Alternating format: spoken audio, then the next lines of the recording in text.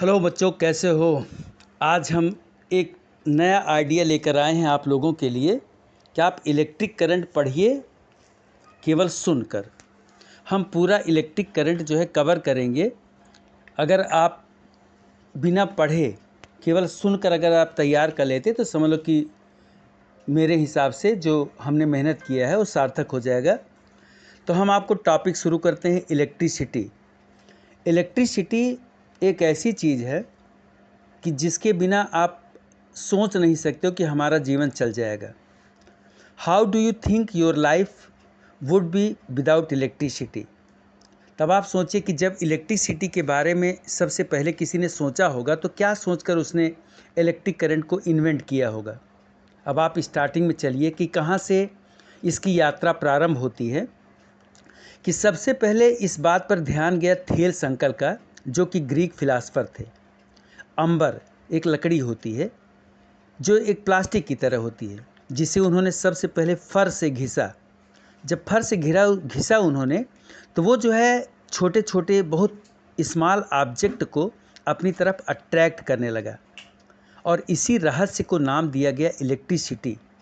Electricity का नाम actually अंबर, जो अंबर मैंने बताया कि एक तरह की लकड़ी है, which means electron in Greek. जो ग्रीक है, ग्रीक में अंबर का मतलब होता है इलेक्ट्रॉन। अगर आप कभी प्लास्टिक की कंघी को सूखे बाल से घिसें या ग्लास रॉड को रब करें सिल्क से, तो अब ये करने से आपको क्या मिलेगा। तो इसमें उन्होंने पाया कि कुछ तो अट्रैक्ट कर रहे थे और कुछ रिपेल कर रहे थे।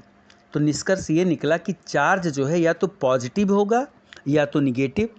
तो उन्होंने देखा कि लाइक चार्ज रिपेल कर रहे थे, अपोजिट चार्ज अट्रैक्ट कर रहे थे, जैसे गर्ल्स बॉयज़ को अट्रैक्ट करते हैं उसी तरह से। इसके बाद तो एक साइंटिस्ट थे बेंजामिन फ्रैंकलिन, उनका नाम था बेंजामिन फ्रैंकलिन। उन्होंने चार्ज को कैच कर लिया। जैसे कोई आदमी कोई नई चीज़ सोचे और आपस में चर्चा करे और किसी से चर्चा करे तो अगला बंदा उस बात को सुन के तुरंत अपना काम बना ले। तो उन्होंने कहा कि जो ग्लास रॉड पर चार्ज है, जब सिल्क से उन्होंने घिसा तो जो ग्लास रॉड पर चार्ज है वह तो पॉजिटिव है, और जो प्लास्टिक की कंघी पर जो बाल से घिसा गया था उस पर जो चार्ज है वो निगेटिव है। तो सबसे पहले तो ये मिल गया कि चार्ज दो तरह का हो गया, एक पॉजिटिव हो गया और एक निगेटिव हो गया। और ये जो चार्ज है इसको डिनोट किया गया क्यू से, कैपिटल क्यू और स्मॉल क्यू दोनों यूज होते हैं। और यह किसी भी मैटर का नेचुरल गुण है, नेचुरल प्रॉपर्टी है। क्या चीज़? Charge. Charge is the natural property of any object.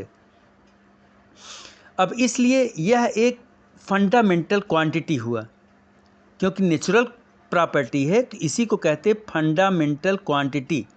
और इसका यूनिट जो है जिससे हम नापते हैं उसको यूनिट कहते हैं। इसका यूनिट क्या हुआ? कूलम्ब, जो कि एसआई यूनिट है और denoted by C, capital C से डिनोट किया जाता है। तो पहला इंपॉर्टेंट चीज़ मैंने आपको बताया कि चार्ज का यूनिट होता है कूलम्ब। और कूलम्ब क्यों इसका यूनिट हुआ पता है? In the honour of Charles Augustin de Coulomb. इस साइंटिस्ट का नाम था क्योंकि सबसे पहले इन्होंने ही घिस के अट्रैक्ट किया, रिपेल किया, जो भी किया सबसे पहले यही साइंटिस्ट थे। इनका नाम था चार्ल्स ऑगस्टिन डे कूलम्ब, जो कि फ्रांस के बहुत बड़े फिजिक्स के साइंटिस्ट थे। अब फिर तो जब ये मिल गया, कूलम्ब मिल गया, मतलब चार्ज को नापा गया किससे? कूलम्ब से। तो चार्ज का यूनिट क्या हुआ? कूलम्ब। और कूलम्ब क्या है? SI unit. एक बात मैंने आपको बता दी, इसको याद करिए। फिर तो अनेक एक्सपेरिमेंट हुए और रिजल्ट निकला कि इलेक्ट्रॉन और प्रोटॉन दोनों पर इक्वल चार्ज होते हैं। मैंने पहले बताया कि चार्ज दो तरह का होता है, एक इलेक्ट्रॉन और एक प्रोटॉन, एक पॉजिटिव और एक negative. Magnitude about 1.6 multiply 10 power -19, एक निगेटिव और एक पॉजिटिव। चार्ज हमेशा होल नंबर में ही होगा। जैसे चार्ज 1 कूलाम्ब, आप कभी ये नहीं कह सकते चार्ज आधा कूलाम्ब होगा, 1.25 कूलाम्ब होगा, 2.3 कूलाम्ब होगा, ऐसा कभी नहीं होगा। जो चार्ज होगा हमेशा होल नंबर में होगा। और 1 कूलाम चार्ज पॉजिटिव होने के लिए या तो 6.25 इंटू 10⁻18 इलेक्ट्रॉन खो दीजिए, और अगर आपको निगेटिव चार्ज होना है 1 कूलाम का तो आप 6.25 इंटू 10⁻18 इलेक्ट्रॉन गेन कर लीजिए। मतलब ये कि अगर इलेक्ट्रॉन आपके पास ज़्यादा है तो आप निगेटिवली चार्ज हैं, और अगर आपके पास प्रोटॉन ज़्यादा है तो आप पॉजिटिवली चार्ज हैं। और इसका फार्मूला हुआ Q is equal to NE। Q is equal to NE, याद कर लीजिए। अब बात आई कि कोई गेन करेगा इलेक्ट्रॉन और कोई लॉस करेगा इलेक्ट्रॉन। अगर आप गेन करते हैं तो आप निगेटिवली चार्ज हो जाएंगे, और अगर आप किसी को दे देते हैं तब आप पॉजिटिवली चार्ज हो जाएंगे। अब सबसे ज़्यादा इम्पॉर्टेंट टॉपिक है आपका कंडक्टर एंड इंसुलेटर। जिसमें इलेक्ट्रॉन मूव करे वह कंडक्टर होता है, जैसे metal, tap water, human body. मतलब जिसमें करंट, जो छूने पर करंट मार दे समझ लो, वो गुड कंडक्टर है। और जिसमें इलेक्ट्रॉन मूव ना करे उसको कहते हैं इंसुलेटर, जैसे ग्लास, प्लास्टिक, रबर, सिल्क। यहाँ तक बात आई, हमने बताया आपको चार्ज का यूनिट कूलाम, और जो चार्ज होता है इलेक्ट्रॉन पर या प्रोटॉन पर वो होता है 1.6 इंटू 10⁻⁻19। जब प्रोटॉन पर होगा तो ये पॉजिटिव में होगा, और जब इलेक्ट्रॉन पर होगा तो ये निगेटिव में होगा, लेकिन वैल्यू हमेशा यही रहेगी 1.6 multiply 10⁻⁻19। Now electricity. Flow of any net charge, चाहे पॉजिटिव हो चाहे निगेटिव है, flow of any net charge positive और निगेटिव दो तरह के होते हैं। समझ गए ना, इसी को इलेक्ट्रिसिटी कहते हैं। इलेक्ट्रिसिटी दो तरह की होती है, अभी आप नहीं सुने होंगे। इलेक्ट्रिसिटी दो तरह की होती, एक होती स्टैटिक इलेक्ट्रिसिटी, किसी ऑब्जेक्ट पर चार्ज हो लेकिन वो फ्लो ना कर रहा हो। Charge on ebonite and glass rod, जैसे एबोनाइट की छड़ को घिसते हो, ग्लास रॉड को घिसते हो तो उसमें चार्ज तो आ जाता है, लेकिन वो चार्ज एक जगह से दूसरी जगह मूव नहीं कर रहा है। जब मूव नहीं कर रहा है तो इसका क्या मतलब हुआ?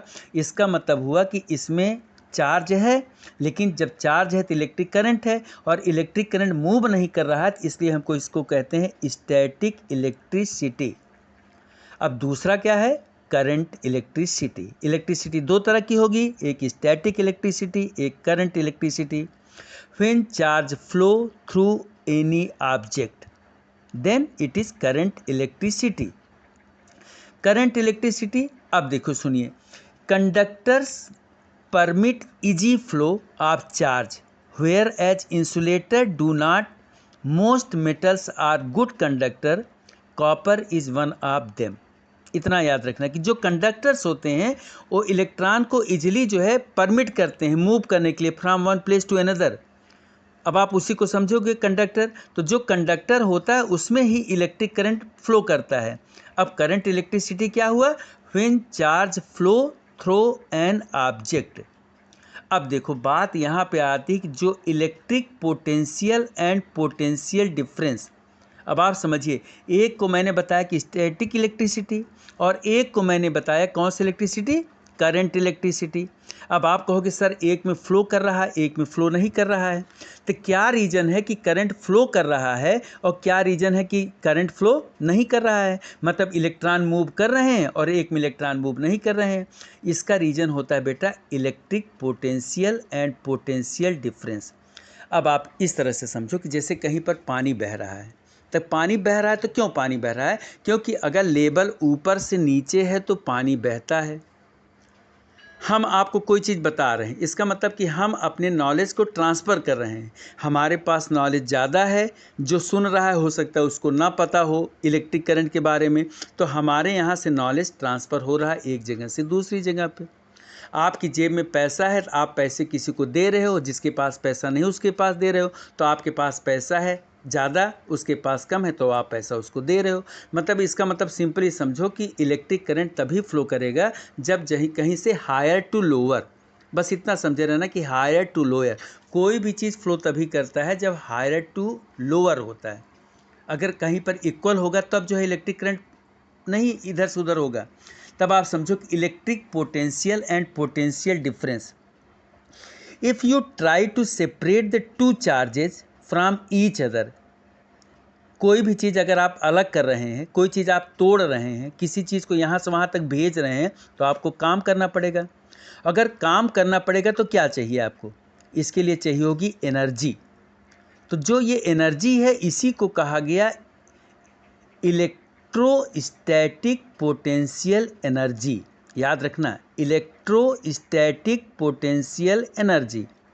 The amount of work done in moving a unit positive charge from infinity to a given point in an electric field is called the electric potential at that point। Simple language में समझो कि अगर एक charge को infinite से एक जगह से दूसरी जगह तक अगर हम ले जा रहे हैं, उसी को कहते हैं पोटेंशियल। वर्क डन, जितना काम किया जाता है उसी को कहते हैं पोटेंशियल। पोटेंशियल के तुरंत बाद आता है पोटेंशियल डिफरेंस, क्योंकि हम लोग बार बार पोटेंशियल डिफरेंस का ही यूज करते हैं। इलेक्ट्रिक पोटेंशियल डिफरेंस, इसकी डेफिनेशन बहुत पूछी जाती है।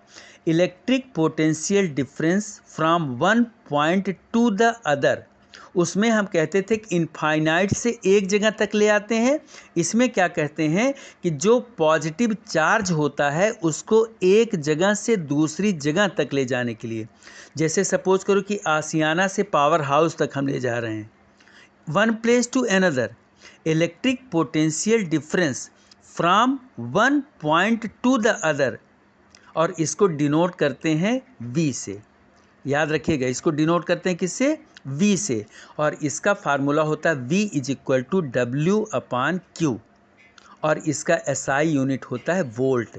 SI unit volt. अब याद रखिए, मैंने दो आपको यूनिट बता दिया। एक यूनिट मैंने बताया कि चार्ज का यूनिट कूलाम्ब होता है, और एक मैंने आपको बता दिया कि पोटेंशियल डिफरेंस का जो यूनिट होता है वो वोल्ट होता है। सिंपल सा है कि V मतलब वोल्ट। अब V = W/Q। W क्या होता है? वर्क डन, और Q क्या होता है? चार्ज। और ये नाम दिया गया किसके ऑनर में? एलिस एंड्रो वोल्ट, उनका नाम था Alessandro Volta, who invented first cell, जिन्होंने सबसे पहले सेल बनाया था, एलिस एंड्रो वोल्ट। और उन्हीं के सम्मान में, उन्हीं के ऑनर में जो है, जो पोटेंशियल डिफरेंस है उसका यूनिट दिया गया वोल्ट।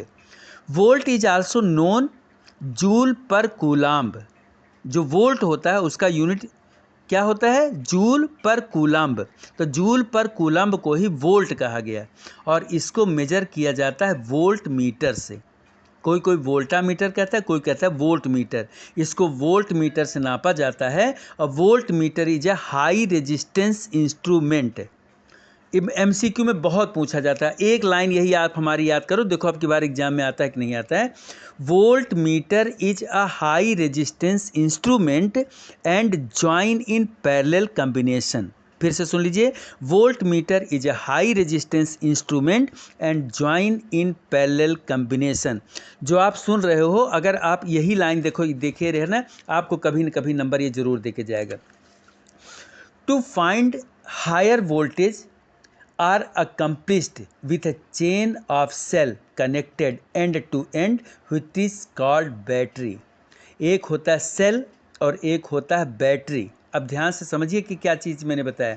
अगर आपको हाई वोल्टेज चाहिए होता है, मैंने कहा कि इलेक्ट्रिक करंट एक जगह से दूसरी जगह तक तभी फ्लो होगा जब आपका high voltage to low voltage, high voltage से लो वोल्टेज, मतलब जहाँ पे ज़्यादा इलेक्ट्रॉन है और जहाँ पे कम इलेक्ट्रॉन है, ये चीज़ समझिए। तो high voltage to low voltage तभी तो फ्लो करेगा वो।